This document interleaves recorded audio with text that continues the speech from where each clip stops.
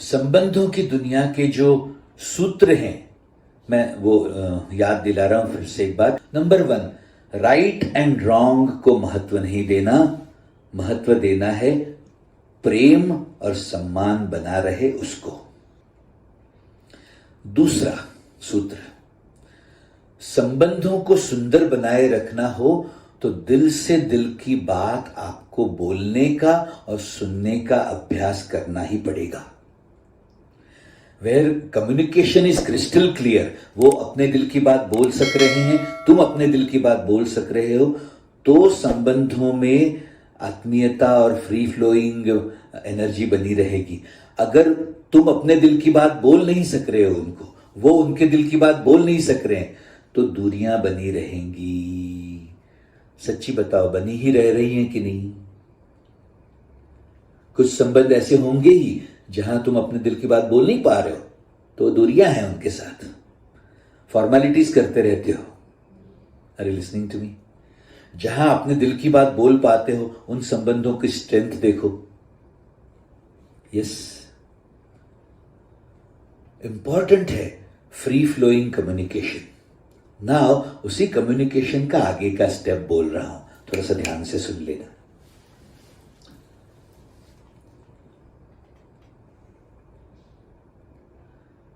Communication में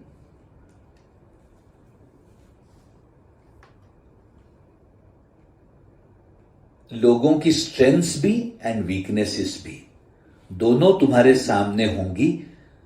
तुम ये याद रखना, वीकनेसेस के बारे में चर्चा करने का बहुत छोटा सा समय रखो। मैं अगर हफ्ते भर की बात करूं तो हफ्ते में 1 घंटा फीडबैक देने का टाइम, बाकी का पूरा हफ्ता उनकी जो स्ट्रेंथ्स है उनको अप्रिशिएट करने का time. I really hope you understand. बच्चों के लिए भी, पति पत्नी भी यही करो, बॉयफ्रेंड गर्लफ्रेंड भी यही करो, भाई बहन भी यही करो, बॉस एंड सबऑर्डिनेट भी यही करो। 95%, 99% टाइम उनकी जो स्ट्रेंथ्स हैं उसको अप्रिशिएट करो खुल के। लेकिन सिर्फ गुड़ी गुड़ी बने रहो, ये बात नहीं कह रहा हूं। ऐसा रिलेशनशिप पहले से तैयार करके रखो, पहले से उनके साथ का ये अंडरस्टैंडिंग क्लियर हो कि हफ्ते में 1 दिन 1 घंटा ऐसा होगा जो हम एक दूसरे के बारे में ऑब्जर्व कर रहे हैं, एक दूसरे की वीकनेसेस ऑब्जर्व कर रहे हैं, वो एक दूसरे को बताएंगे हम। ये माहौल बनाना पड़ेगा आपको, उनको इस फैंटास्टिक वे ऑफ लाइफ में एनरोल करना पड़ेगा तुम्हें। और उसमें मैं ये कहता हूं, संडे मॉर्निंग 11 o'clock, 11 to 12, 1 घंटे का टाइम है तुम्हारे पास, तब फीडबैक देना है तुम्हें एक दूसरे को। बाकी का समय सेलिब्रेट करो एक दूसरे के साथ, प्रेम जगा के रखो, सम्मान जगा के रखो, एक दूसरे का अप्रिसिएशन करते रहो। 1 घंटा हफ्ते में सीधा तीर मारना सीखो, सीधा तीर झेलना सीखो। बड़ा अच्छा, मैं फिर से एक बार याद दिला दूं, हरि का मार्ग वीरों का मार्ग है। बकरियों के लिए ये टेक्नोलॉजी अवेलेबल है ही नहीं माय डियर। दुर्बल मन वाले लोग ना सीधा तीर मार सकते हैं, ना सीधा तीर झेल सकते हैं। सुन रहे हो? अच्छा, तुम गौर से देखना, तुम सीधी बात बोल क्यों नहीं रह सकते पता है? क्योंकि तुम सीधी बात सुन भी नहीं सकते हो, इसलिए तुम बोल नहीं सकते सीधी सीधी बात। वो घुमा फिरा के इधर उधर करके बोलते रहोगे।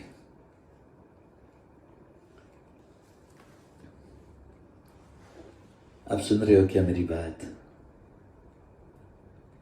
नाउ कम्युनिकेशन का एक और स्टेप है आगे का, सब लोग सुन लो। खास करके जब सीधा तीर मार रहे हैं और सीधा तीर झेल रहे हैं, उस समय के लिए बहुत ब्रेक, मेथोडिकली समझा, वो एक्सप्लोर करके फॉर्मूलाज बने हुए हैं, प्लीज उसका इस्तेमाल करो अपने रिलेशनशिप्स को सुंदर बनाने के लिए। जब तुम बोल रहे हो तो एंगर, ब्लेम एंड बिटरनेस छोड़ो, फिर सत्य बोलो। While you are speaking, first drop your anger, blame and bitterness. कड़वाहट, गुस्सा और आरोपों को त्यागो और फिर सत्य बोलो। और जब तुम सुन रहे हो तब डिफेंस एंड विक्टिम कॉन्शियसनेस छोड़कर सत्य सुनो। कम्युनिकेशन का ये रूल है, ऐसा समझ लीजिए।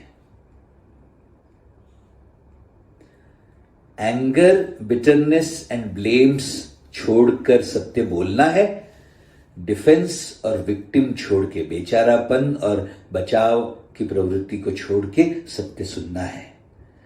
ये टेक्नोलॉजी है। आप सुन रहे हो क्या मेरी बात? बोलो।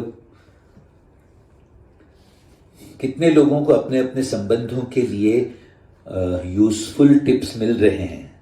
हाथ उठाओ। Wonderful, very good, very very good. You know, अपनी कॉन्शियसनेस को जितना गहराई से तुम समझते जाओगे, एक बड़ा सुंदर सत्य तुम्हारे सामने खुलेगा।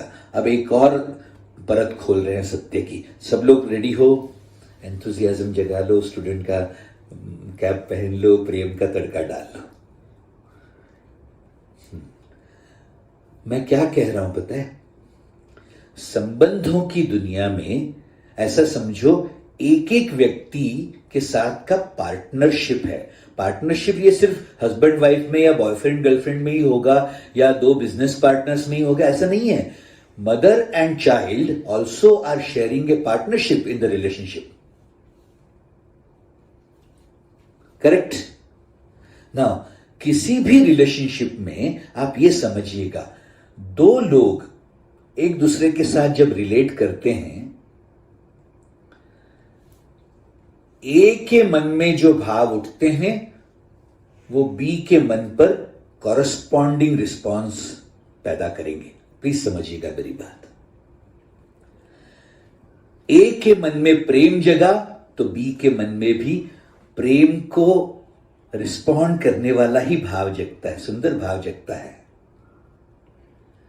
मैं जो कहता रहता हूं ना, उत्साह जगाओ, प्रेम जगाओ, ये अभी सिर्फ वो कोर्स के दौरान नहीं, किसी भी रिलेशनशिप में आप करके देखिए। पहले प्रेम जगाइए, फिर उनसे बात करिए।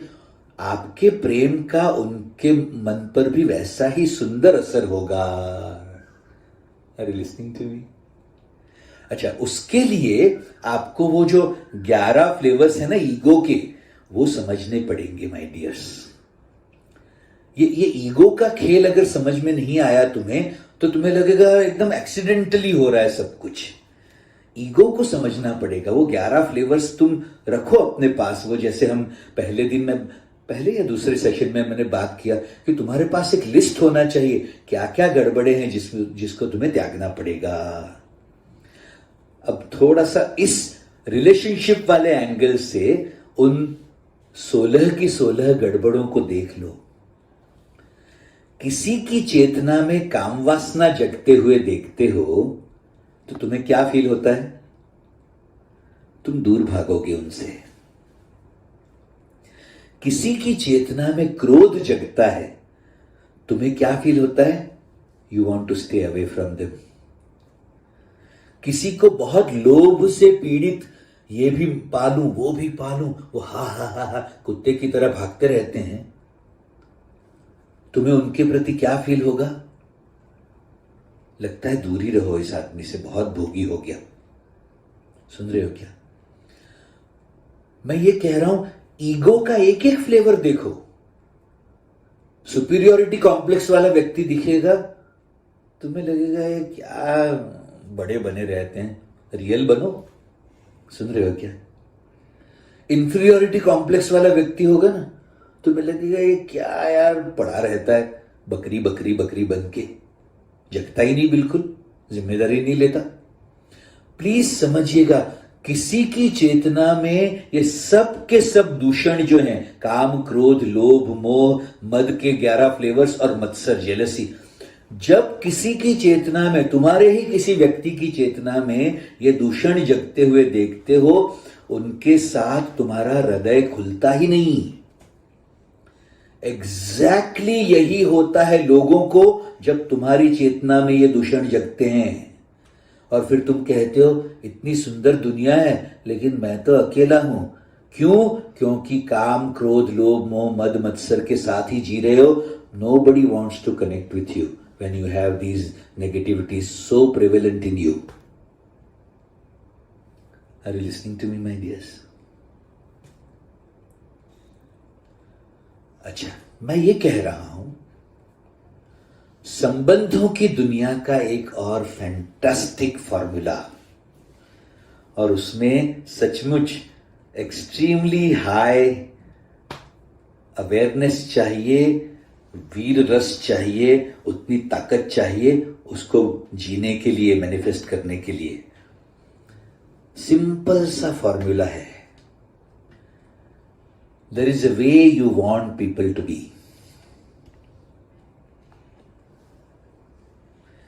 For them to be what you want them to be, what will you have to be? I really hope you understand.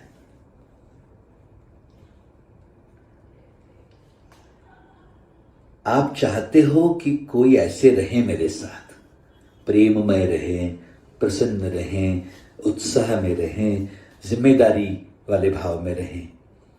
अगर तुम चाहते हो कोई तुम्हारे साथ इन सुंदर भावों के साथ रहे, तो उनको उन भावों के साथ, उनके मन में उन भावों को जगने के लिए तुम्हें कैसा रहना पड़ेगा। इसको स्व अध्याय कहते हैं माय डियर्स। ये ताली बजाने का टाइम था। मुझे पता है कुछ लोगों को तो नॉट एप्लीकेबल लगा होगा ये, माय गॉड ये मैं कैसे करूंगा। कोई बात नहीं, अभी से शुरू करोगे तो अभी होने लगेगा, धीरे धीरे करते करते उसकी आदत पड़ती है। फॉर्मूलाज एक्स्ट्राऑर्डिनरीली इफेक्टिव हैं अपने पास। मैं फिर से एक बार कह रहा हूं, there is a way you want people to be. आप चाहते हो कि कुछ लोग जो अपने इंपॉर्टेंट लोग हैं वो कुछ स्पेसिफिक भावों के साथ तुम्हारे साथ रहें। चाहते हो कि नहीं? बोलो yes no. I am saying, for them to be what you want them to be, what will you have to be? इसको स्व अध्याय कहते हैं।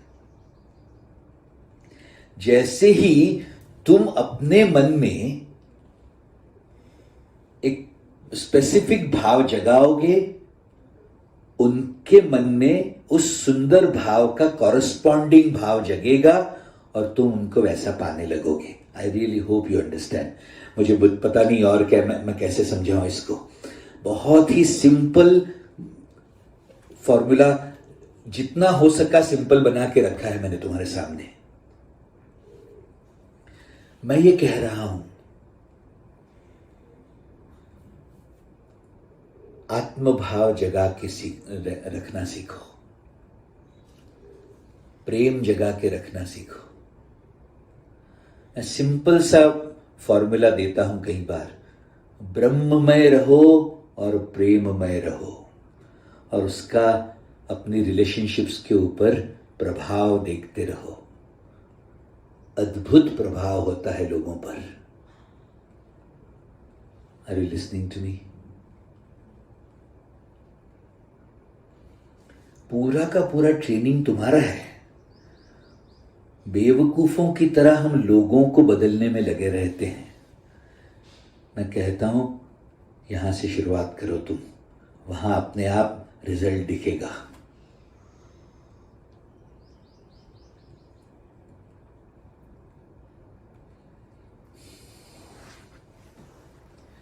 सुन रहे हो ना? मैं कहता हूं अगर ये कला तुम सीख गए ना, अपने आसपास के लोगों को ना, ये है ना, तुम स्वार्थ से नहीं करना, खेल की तरह करो, अपने मन के भाव बदलो और उनका अपने आसपास के लोगों पर असर देखते रहो. Keep creating what you want to create in them just by tweaking your own bhavs. I really hope you understand. अच्छा, सपोज किसी के साथ बार बार ब्लेम करते करते जिए हो और अब इस डिस्कशन के बाद तुम्हें समझ में आए, माय गॉड, उनके साथ तो प्रेममय रहना चाहिए. तो बी वेरी वेरी श्योर, तुम्हारे उस गधे जैसे अहंकार को तुम्हें त्यागना पड़ेगा जिसको ब्लेम करते रहने में रस है. Are you listening to me? सुन रहे हो ना मेरी बात? तुम्हें बहुत मजा आता है उनका आरोप तय करते रहने में. अरे उनकी देखो ना इतनी गड़बड़ कितनी है, ये देखो ना कि ये नहीं करते, अरे ये देखो ना वो नहीं करते. मैं कहता हूं उनकी उन सभी गड़बड़ों के बावजूद अगर तुम उनके साथ रहते हुए अपने आप को विशाल करते हुए प्रेममय बने रहोगे, वो मोम हो जाएंगे तुम्हारे आसपास. इतनी ताकत है तुम्हारे अंदर. सुन रहे हो ना मेरी बात? समझ रहे हो ना मेरी बात? ब्यूटीफुल.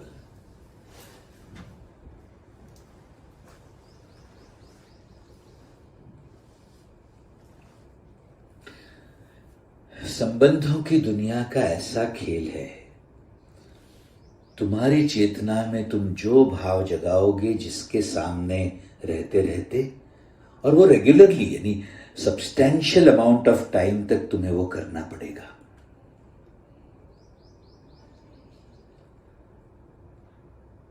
वरना तुमने एक बार किया, दो बार किया और वापस अपनी वृत्तियों में पड़ गए तो लोग विश्वास नहीं कर पाते कि तुम में वो उतना ब्यूटीफुल चेंज हो गया है. वो सोचते हैं हाँ कभी कभी अच्छा लगता है तुम्हारे साथ, लेकिन तुम वापस वैसे ही दिखते हो. Are you listening to me?